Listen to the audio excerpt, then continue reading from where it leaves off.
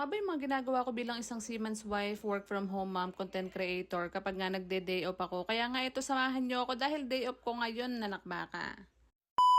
Aga nga akong tumatayo kapag nga nagde-day off ako mga mare kasi gusto ko nga na asikaso ko sa mga almusal nila yung mga anak ko na pagtitimpla ko sila ng kape, ganyan. Dahil minsan ko na lang talaga sila maasikaso dahil sobrang busy ko. Para makatipid mga mare, hindi na nga ako bumili ng almusal dyan. Kung ano nga yung ulam namin kagabi, yun na nga lang din yung ininit ko. Pati na rin yung kanin, ininit ko na lang din para yun na lang yung almusalin namin. After nga namin mag-breakfast ni Kenji mga mare at magkape, binalawan ko na nga tong mga gulay or mga mixed veggies nga na nabili ko dahil nag-request nga siya ng sipo egg daw ang menu for today's video. Hindi ko alam kung ako lang, pero pag nagluluto nga ako at nag-asikaso nga ako dito sa kusina namin, mga mare, hindi ko talaga hinahayaang marumi yung lababo namin. Dahil lahat ng plato dyan, Diyos ko, sumasakit yung mata ko kapag nakatamba. Bilang isang work from home, mga mare, na through Monday to Friday nga nagtatrabaho. Sabado at linggo na lang talaga ako nakakapagpahinga. At Diyos ko, doon na nga lang talaga ako nakakapaglinis kahit papano. Nilaga ko na nga pala yung mga itlog dyan, mga mare. Wala nga pala akong nabiling itlog ng pugo dito sa Severa, mga mare. Kaya yan na nga lang yung nilaga ko. Siguro mga 7 piraso yung ilalaga ko dyan at yan nga yung mga isasama ko sa sipo egg mamaya. At ang agenda nga natin today mga mare, pagtatanggalin nga itong mga nakakalat nga dito sa ilalim ng TV namin. Dahil yung mga karton nga na to, Diyos ko, sobrang lalaki. Gusto ko na lang talagang pagtatatapon. Kasing warranty tong TV namin mga mare nung nabili. Kaya nga nanghihinayang din akong itapon tong mga box. Kaya nga ngayon na pagdesisyonan ko na kahit may warranty tong TV namin, ay itatapon ko na talaga tong mga box na to dahil hindi nga nakaka-aesthetic kanaksyuta.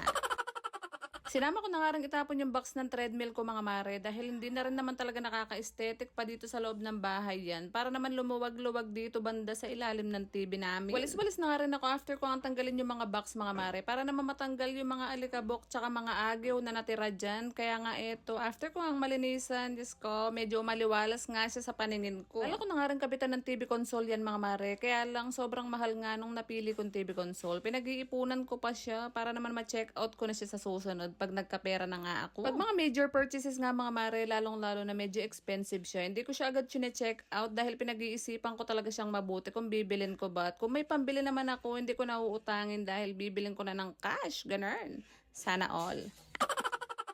Naranasan na rin kasi namin mga mare na kumuha nga ng hulugan tulad nga ng 55 inches na TV namin ay nuko. 12 months or 15 months yata naming hinuhulugan yun. Hanggang ngayon sumasakit pa rin yung ulo ko. Chares.